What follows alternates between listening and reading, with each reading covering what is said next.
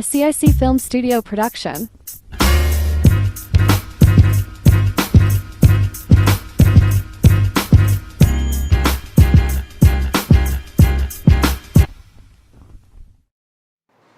Welcome to another episode of Rethink University podcast. Today, I'm Greg Manat with my co-host Adrian Debiram. Today we're having a conversation with James Walker. James went to Yale University where he was a master's in economics. He also attended Rice University and he holds a bachelor's in earth science. He's also currently a recruiter for Rice University, and James has recently been promoted to CEO at Agostini's pharmaceutical group. And he also works at BP and he started off as a CSO at Agostini. Alright, so that's a strong profile there. Would you like to give us a little brief overview of what it is and like your tertiary education journey? Sure, yeah. So I went to Rice University in Houston first, I did a bachelor's in earth science. When I was in school in St.Mary's, I did sciences, but I really liked geography. That was my best subject at CXC at like Form 5 level. And I saw a brochure one day that said geography and physics, and I saw a brochure that said geophysics. So I said, okay, that's what I want to study. I didn't know anything about the discipline. I literally looked up programs in geophysics around the US, UK, Canada, and UE at the time. And we can get into how I ended up at Rice, but that was the driver for getting to Rice ultimately. While at Rice, in the American system, you could do various courses, and I got very interested in economics as well, and that led to me doing the master's in economics after. Earth science and economics are two very different degrees. I think. What was the switch like going from a completely different topics? The switch wasn't. It wasn't really quite a switch in that once I got there, from the first semester, every semester I did an economics class. And they start you from scratch in America because, they go 101, you get the very, very basic. So they weren't expecting much of me coming into that. The biggest switch for me was coming out of the Trinidadian education system and the way we write and the way we think coming into the US, which is a different. One of my first classes I did was a humanities class. Okay. Ooh. Watch out there. There we go. Cool. All right. Don't know where to start back from. Okay. So that's a good foundation for what we could talk about. So as a Rice admissions recruiter? Well, what Rice does and what many universities in America would do is that their alumni, they use their alumni to interview for them, especially abroad. So if there are people in the Caribbean who are looking to go to Rice, they may connect me with them and I would do the interview. Because most times we can't really travel to the campus to be interviewed by them on campus. So I'm not employed by Rice. I volunteer my time and I do maybe 5 interviews a year for kids who are interested in going to Rice. So in these interviews, right, what are the main things you're looking at to approve admission? Yeah. So the interview, to be clear, the interview is it's usually not ever going to be the deciding factor. So the admissions office would probably have a good idea whether they're going to take you or not. It's another data point that they use as reference, right? But the key things we're looking at, and I think most schools will be looking at for the same thing, is academic achievement and that you've stretched yourself as much as you can go given your current circumstance. And every kid's school environment is going to be different. And the people who I interview might be in a school in China or a public school in Singapore or St.Mary's College. It varies widely. But the fact is that they applied themselves as far as they could possibly take it on an academic setting. After academics, it's, well, what do they do outside? And it's really driving to the passion around it. What are they passionate for? Can they speak enthusiastically to something that they like and that they do? And then the third aspect of it is what universities want to know what you're going to bring and what you think you're going to get. It's a two-way street. They know that they have things to offer you, but they want to know what you're going to offer them. So the questions usually surround something like, what did you do in your high school that you'd be excited to continue doing when you come to Rice? And what have you not tried as yet that you would like to try? It shows a bit of creativity and a little bit of, let's say, willingness to explore something new. And then what would you bring that's unique to the university community? And so you have to kind of think through those when you go. If you do have an interview, think through those kind of questions before you do that. So you were speaking about you have to apply yourself in different fields, right? So what I wanted to ask is, it's a little more competitive now, but at the same time, I would say that our generation has more tools. How do you think it's easier to get into university now compared to 20 years ago when you went to Rice? I think on paper it might be harder because people are generally applying to more schools, so that every university has more applicants to choose from now. And so naturally, if they only have 2,000 spaces, then the percentage that get in is going to be smaller. But I'm not necessarily sure it's more competitive because it's a certain number of people going to university. So I'm not necessarily sure it's more competitive. But as you're competing against other international students as well. And the reality for international students, and I was reading this about a year ago, is that it is harder for you as an international student to get into a top American school, for example, compared to the grades that an equivalent American would need and the activities that an equivalent American need versus you do have it a little bit harder. And you're competing against people from around the world for those spots as well. And plus, from 20 years ago, the access to information would have changed as well. Because 20 years ago, people don't have access to Google or all these search engines, or even if they did, they wouldn't have been as powerful as they are today. And Khan Academy is free. So all that stuff adds up. So we did compile some questions, but I want to focus a little more on your perspective regards to North American University, because you would have experienced it firsthand physically, correct? Yeah. So right. how was that experience as someone who had just come out of secondary school? Yeah, I mean, academically, I wouldn't say it was too difficult for me to transition into it, except for the fact that in American universities, you don't just do the thing that you go to study. I didn't just go and do geophysics. The first semester, actually, I did completely different things. I did an anthropology class, I did a religion class, I did a classics class, all different things. And that was a bit of a transition, learning how to do social sciences and humanities, having only done St. Mary's sciences for years. Took a little bit of a while. The bigger adjustment is the social adjustment. And I skipped Form 3 in St. Mary's and I went at 17. So I'm there 17 years old with Americans who doing keg stands, drinking beer, and I'm like, what is going on, So I think probably it was a bit of a rude awakening culturally for a while. And it probably took a good year and a half for me to be fully comfortable in that social environment. I mean, I was comfortable with the Caribbean students, that was easy. Or maybe even African American, who's probably closer to our culture, but the broader culture in Texas was probably a little shock for me originally. I like that you mentioned the difference in culture. Was this going away from home a deciding factor in going away, or how did that affect your choice? And additional to that, I wanted to know, what was the reason you decided to away was for you? Yeah, so I said I wanted to do geophysics, and then UE had actually, the first year would have been the first program in geoscience at UE. So they had launched the program that year. And what they were telling us is, well, if by chance we fail and we can't get you through the 4 years, we'll send you to University of Texas or somewhere else. And I was like, well, I don't like that uncertainty. It sounds like you're not going to succeed. And I went to the UE campus for like one of these visits and stuff, and St. Mary's had digital meters in the physics lab at the time. And I went to this physics lab in UE and I saw analog meter. I said, I don't want to do that. So at that point I was like, I'm going to try to do this. I'll focus a little bit more on this foreign stuff, because this uncertainty about the program, I didn't like that. So, and that's when I really started pushing for the outside schools. That's how it kind of came up. So, would you have done any extracurriculars in CIC? Yeah. So, I did a range of things in St. Mary's, like debate. I did choir stuff. I did cricket in the lower forms, tennis recreationally. I was a prefect, house leadership, a range of different things. Yeah. When at university, did you continue any of those things, or would you just like take it? Yeah, for sure. I mean, I was the president of the Caribbean Student Society for a while. I joined this Black American Gospel Choir, which was awesome.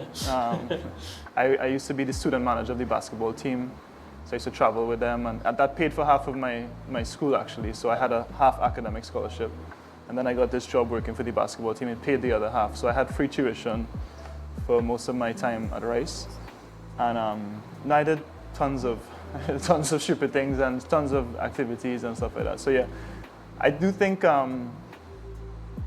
people have the feeling that I need to do things so I can check the box that I've done things. But the reality is that when you do something that you really want to do and you're passionate about it, you're more likely to do it well, and you're more likely to be able to demonstrate that passion to an admission officer. So just doing lots of things poorly may not be as good of an idea as do a few things that you love as best as you can, as much as you want. Wait, before we wrap up, for the break, you said that the management of the basketball team would have paid off the tuition. Would you have applied for financial aid? And how do you think, and as a recruiter, how do you think prisons can monopolize on that, or just or benefit from it from a Caribbean standpoint? I mean, I had to have financial aid. These schools are very expensive, and I wasn't going to be able to pay for it myself. So I basically went to Rice because it gave me the most scholarship. At the time, it was a lower cost college. Now this fees actually went up a lot, but back then it was a bit cheaper, and I had gotten at least half off, and that was the lowest cost that I could get. And I was like, yeah, fine, good school, lowest cost.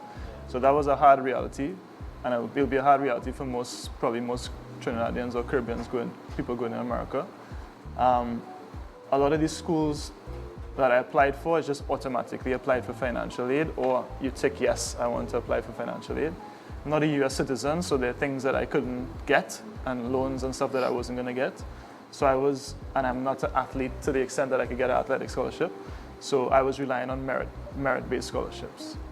And but the basketball thing at Rice, I didn't even know about it until I got there and found out that you could get this job that was essentially the highest paying job on campus, because you only work during the basketball season, and yes, you work 3 hours a day, but it's paying half tuition. Tuition's a big number.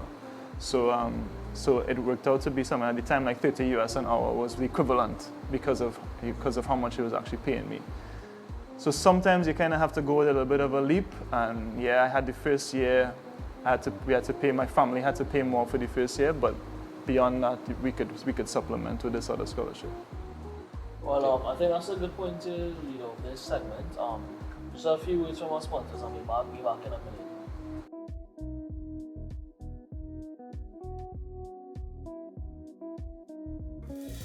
No matter who you are, where you are, or where you're going, Deloitte is there, and there, and even there. We are dedicated to helping people and organizations solve problems, to know faster, to grow farther, to go from red to black to green, creating impact where it matters most.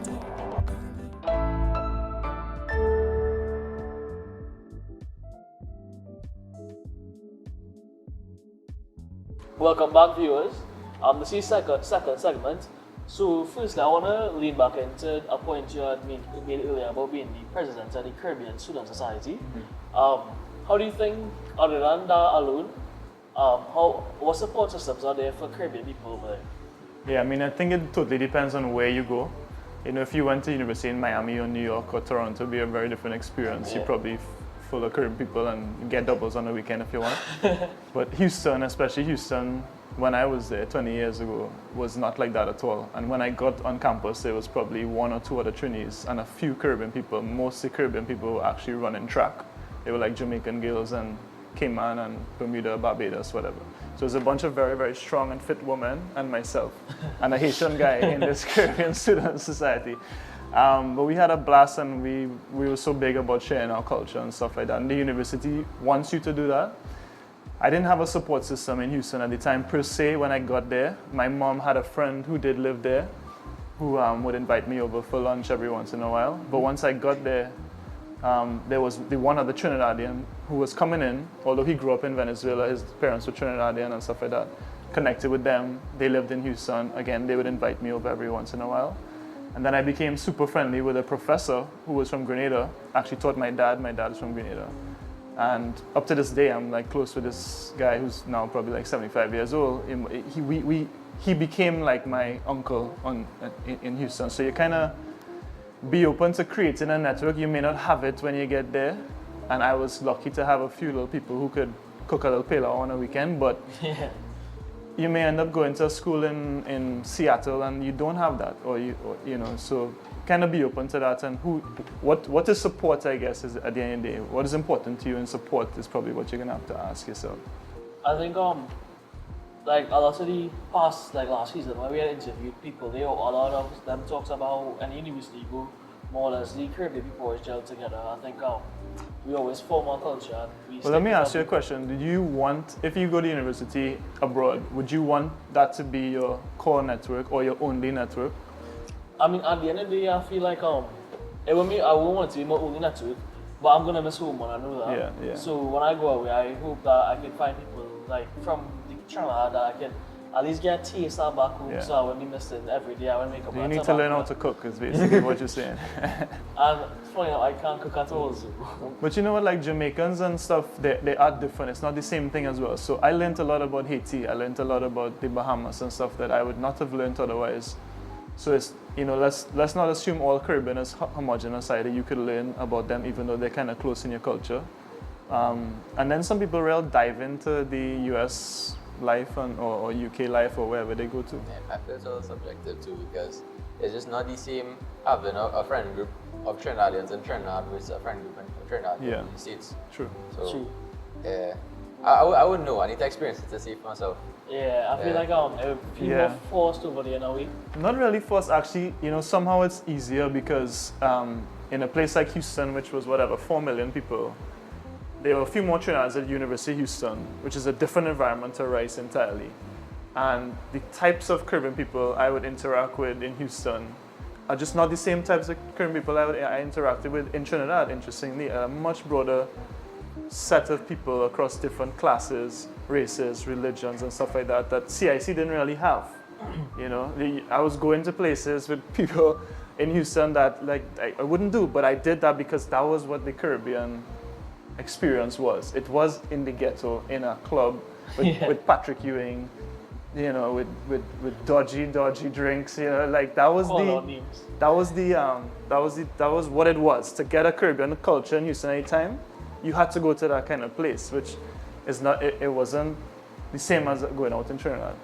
Actually, I wanted to more dive into Yale versus Rice. How was the Caribbean presence in Yale? I feel like now it might be a little more different, but I feel back then it might have been a little more isolated.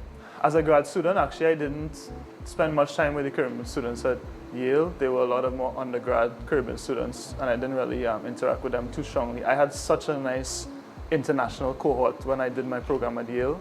So I had one Nigerian, one Austrian, an Indian girl, a Singapore guy, a Turkish guy, and we were so close, and I kind of didn't really have much Caribbean around me at the time, which was actually totally fine.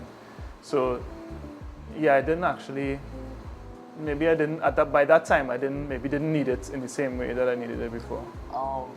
Regards to so Yale is one of those renowned schools that everyone's they want to go to. Yeah, it's Ivy League. It is, yeah. Yeah. So comparatively, not saying that Rice is a bad school, but the standard that Yale is socially held up to.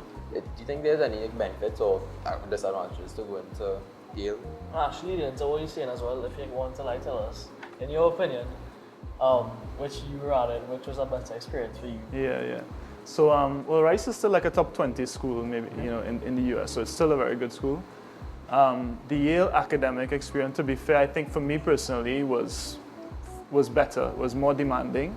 And maybe this is the undergrad versus graduate student, because once I was in graduate school, I was going to a lot more seminars and out of class experiences. And at Yale is the kind of place, and these are the big Ivy Leagues, they attract people. Every week there's somebody on campus, like a Tony Blair or a whatever. Somebody who's done something good is giving a talk. And as a graduate student, you're more inclined to maybe attend those things.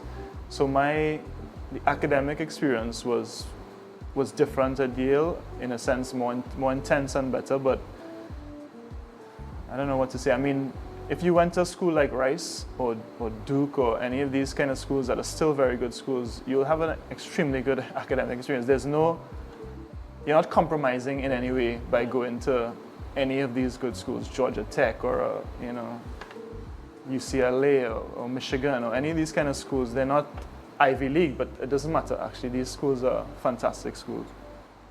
And what advice would you give to Caribbean students coming to the United States then? Especially if it's like an Ivy League school that they would like to attend. Yeah. It's just really kind of make the most out of it, because realistically the opportunities that you have there wouldn't be replicated, even maybe not even necessarily once you leave the school and go into the work environment. So my brother, who also came to St. Mary's, Luke, went to Harvard and recently graduated from Harvard. And there were so many scholarship things that he found. He went to South Africa a couple of summers ago to do music with some kids, or I don't know, to show what he was doing. But Harvard paid for it, you know. And that happened over and over again, because there are so many these schools, these bigger schools and Ivy League schools tend to have very good endowments, which basically means the funds that they have to spend on the school. So I'd say capitalize on those opportunities. Actually, a question now we wouldn't intend to ask, but I feel like you have a better input than all two people since you're promoted as CEO. How do you look at like when someone's applying? If you see someone has a degree from foreign versus a degree in China, do you look at them differently? Or?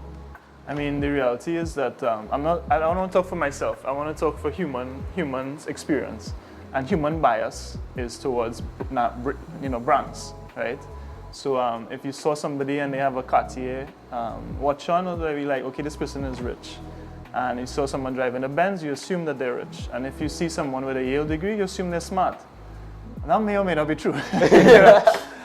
The reality is that in some of these schools, people get in for legacy reasons. Their dad went there and they're rich, and the dad bought a wing in the school and they got in, some crap like that. Or, my dad buy a wing. Ask your dad to buy a wing. Hey. Yeah, all of us. Yeah. Hey, it's legacy. Legacy. So I mean, like, or maybe they got in because they were particularly good at something else. You're recruiting them to do financial analysis, but they got into that school because they were really good at rowing. Like, they may not be good at financial analysis, So, bottom line is, yes, people generally have a bias towards schools that they could recommend. So you can play that card in the same way that you might buy a Benz to seem rich. You might want to push for a brand name school to open doors for you. I'm not gonna say it doesn't open doors, but it's a little bit unfair, in a sense, the doors that it might open unnecessarily. So from a professional standpoint, comparatively with like your colleagues, how much person would hold a degree from these renowned schools that you'd be working with? In Trinidad, it's a broad range. I have lots of people who work with me in the current company, in previous companies, Heritage and stuff, who went to UE, who went to UTT, who went to wherever. So I wouldn't really say, I wouldn't really say that a lot of the large cohorts of the management, for example, are foreign educated or whatnot, I know. Oh, sorry. James, I'm not putting on the spot a lot, right? Yeah. Also, we have to wrap up after this, but this is the question. If you had a son about like our age, right? Yeah. And he was maybe trying to go to university away or in Trinidad, what you push them to? Personally, again, my bias here, I push them to go away because I know what value experience I got from Legacy. that. I probably, if I had Adrian as my son, I'd be like, Adrian, get out my house. I don't want Adrian in my house again. So I would say, please leave. Just kidding. But no, I think getting out of the house and anyhow you can. I mean, even if they wanted to go UE, I might probably say, well, can you go to Barbados, please? Or can you go to Jamaica? At least go and try to cook pilau for yourself, and don't rely on me. So I would try to get out for it. Yeah. Development. James is fed up for racing, not trying for sure. Oh, you see that now? She's 9. Okay, well, yeah, so that's the next segment, away from our sponsors.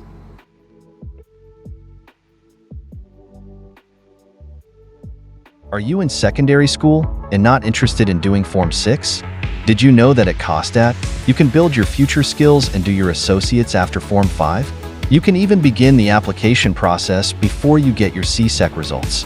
And not just 1 or 2 programs. Choose from over 80 available programs such as Information Technology, Psychology, General Nursing, Graphic Design, and many more. Visit our website to see the available programs for this semester. Want an alternative to Form 6? Maximize your time.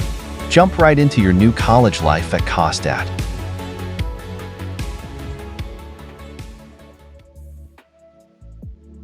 On the final segment of this episode, we'd want to know if you would have any questions for us. Well, I'd like to understand what you all think university life in the US could be like. What do you think it's going to be if you went? Oh, I want to hear you answer. My answer. But honestly, you know me. I was always hoping that when I go away, university is gonna be studying and paying my down a little bit.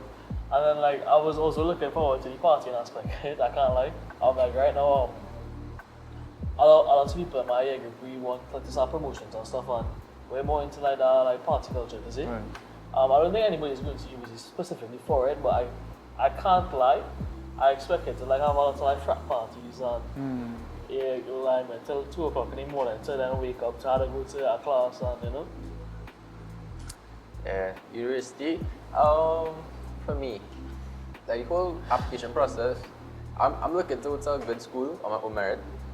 So it's just that whole scholarship process. So I'm looking not really at national scholarships anymore, because since they dropped it from 400 to 100 or however many years ago, the reality hit me when I reached Form 6, and I was like, I have to look at other options. So Okay, but what do you expect when you get there? Let's assume you got this scholarship and you got there. What do you think you're going to face when you get there? I'm gonna face groups of multiple different types of people that I have to interact with.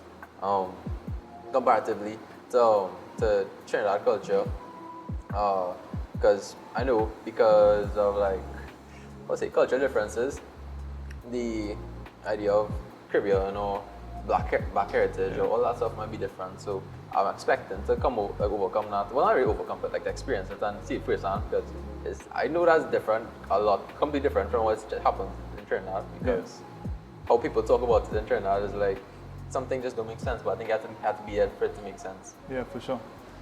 So let me react to some stuff Adrian's talked about, right? So as an example, Rice University doesn't have frats. They banned that. So some schools have frats, some schools don't. Rice had a college system, so it's like Hogwarts. You go into this college and you're in this college for the 4 years. You live there, you eat there, you sports teams, you play intramural sports for that team, whatever. And that creates a new social environment for you. And I think that's fantastic actually. You can have a little cohort that's right there for you. The partying, it's at Rice, at St. Mary's, I would say I was one of the nerds. I partied because just general Trinidadian partying, but I was not life for the party or stuff like that. And I remember when I graduated Rice, they gave, in our college, the same kind of dorm I talked about, everybody got a little token which kind of represented them for the 4 years. And they gave me a disco ball, saying this guy threw good parties kind of thing. That was what they identified as James. And I also spent the last year at Rice studying abroad. I went to Brazil, Rio for half a year, and then Costa Rica for half a year. So they just figured party guy, And so that was as a Trinidadian, when you go to these schools, naturally you're going to be very good generally very good socially, and you will have some expectations about partying that may not actually be realized. Because when I got to Rice and everybody stand up drinking beers, I was like, where the flexing? Where the I was like, where's the music? Why aren't we having fun? Why are you just standing up here drinking beers? That didn't compute to me. So again, being open to say, well, that is a different environment. You may or may not want to be part of that environment. You might say, well, I'd much rather, go and learn how to skydive and skydive every weekend and train people to skydive. Whatever it is, the thing that you want to do there, it's not restricted to what the wider group might be doing. Yeah, I feel the big thing that going away, so again from last season, what I learned is you basically find yourself, and that's the biggest thing on my mind is to try to understand me better. I feel taking a step away from my parents in a whole new area might open my eyes a lot more now.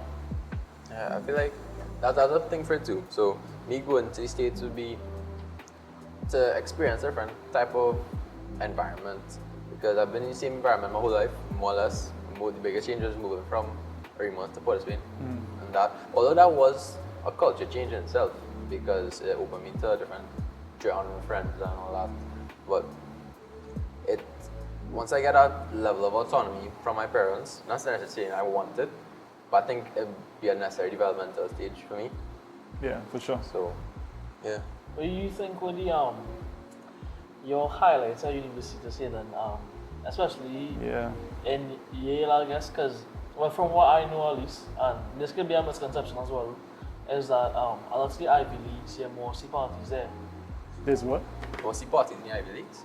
Parties? That's what I've heard at least. Oh, no. I don't Okay, so remember the Ivy Leagues and at Rice too, it's like a lot of nerds. I mean, so it's not, maybe a different, reset the expectation. I won't go too far into that. But going back to your question, like what the things that I really enjoyed with the times where, like you mentioned, autonomy and discovering yourself a little bit and discovering your strengths that you could then play on and getting the wins in there. So I remember I had applied to this program in Japan and Singapore. It was going to be a fully funded 10-day trip, go to conferences and stuff like that.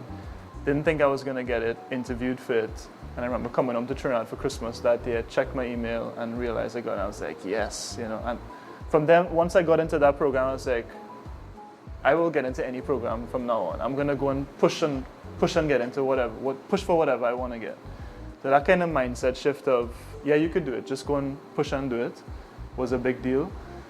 And for me, like, yeah, Yale was good experience, but I would say I even got more learned about myself from my time in Brazil, which wasn't a big like fancy school academically wise, but having to then go and survive in another language in a new country, like that was a big learning. Like going to the US seemed easy compared to going to Brazil and having to speak Portuguese and not actually knowing how to speak Portuguese.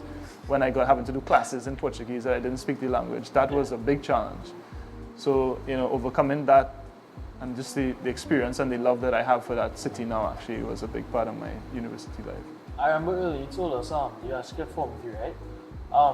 If you could go back now, do you think you would take that extra, like a gap year between to like mature a bit before you go away? I asked for a gap year. My dad was like, well, what you gonna do? I said, well, most of my friends would go and be a clerk in the bank, basically. And I was like, yeah, I'm gonna go to the bank and I'm gonna be like a teller or whatever.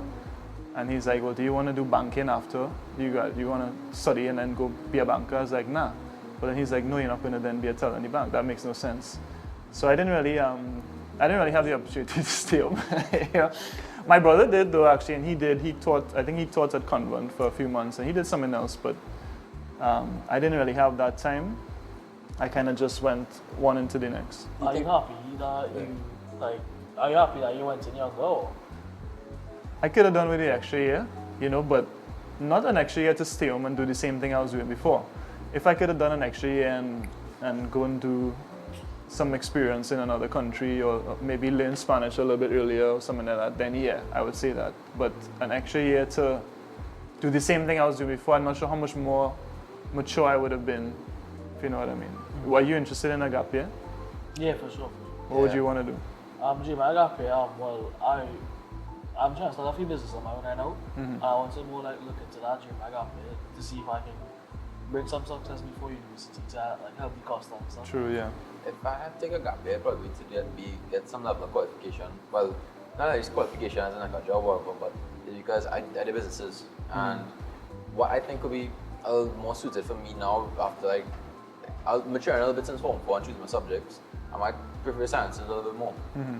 So if I had to, which chances I might not because of my age and the possibility of doing summer courses and prerequisite classes in college, I would use that year to probably do CSEC or CAPE level chances. Yeah.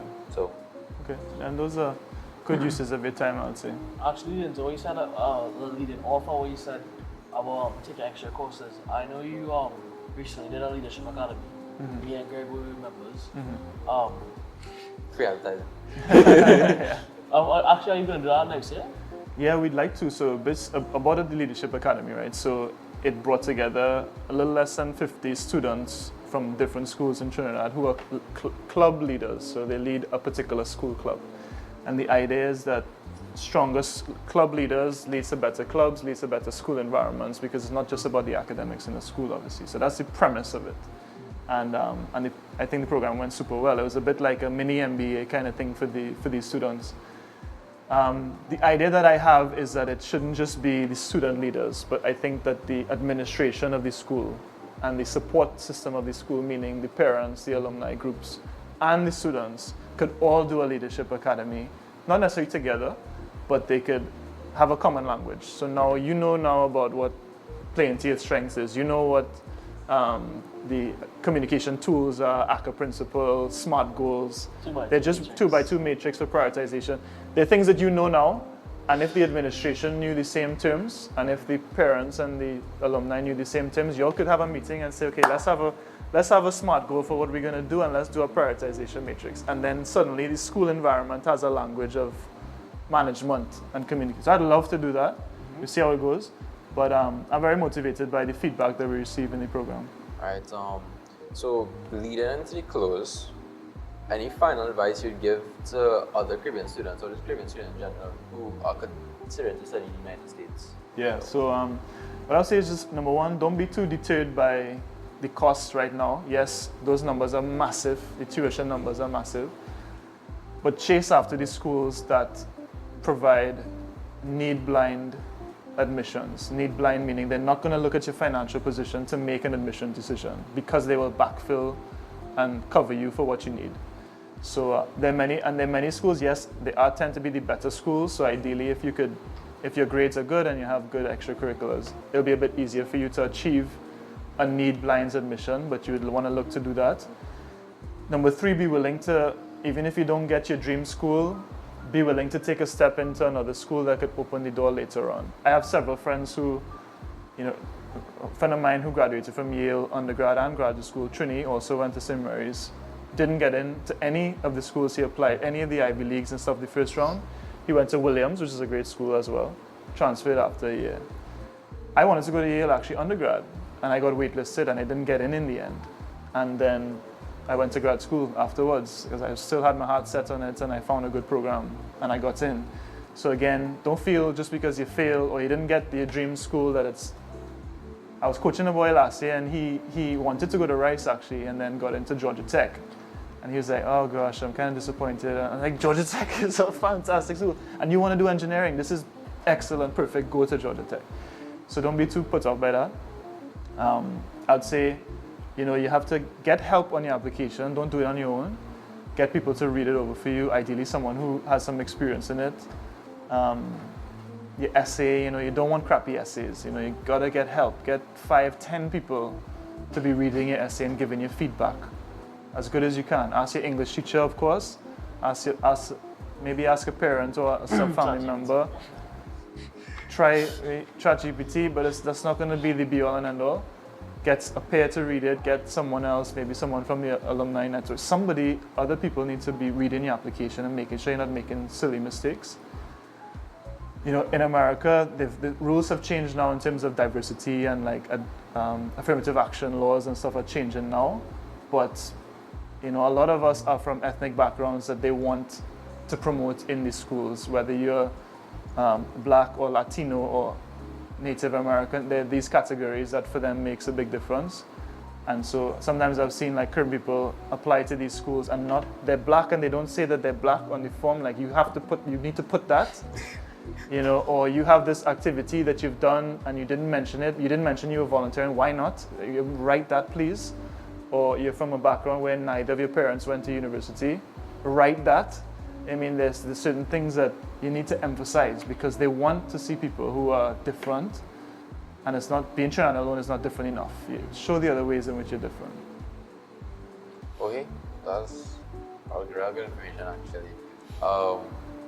So that should wrap up this episode. Thanks for coming on the podcast, and thanks for everything you do for people audience to help us. Also, before we goes off, I just like to say that James is one of the main driving factors in this podcast. So if we didn't mention it before, this last season or this season, really appreciate everything that you've done for the podcast so far. This episode has definitely been really, really beneficial to me especially, but I'm sure for a lot of viewers. So yeah, I just want to thank you guys, and I'm very proud of everything that y'all have done. I have not edited a single clip, this is my first time actually being on a set with you guys as well. And it's a pleasure to be here, and congrats, and I hope this podcast goes from strength to strength with future students who are coming in and so. hope so too. So that's a wrap for this episode. Thanks for joining us. You can tune into the next episode on any of your favorite streaming platforms. Yep. So that's it for this episode of Rethink University. Adios.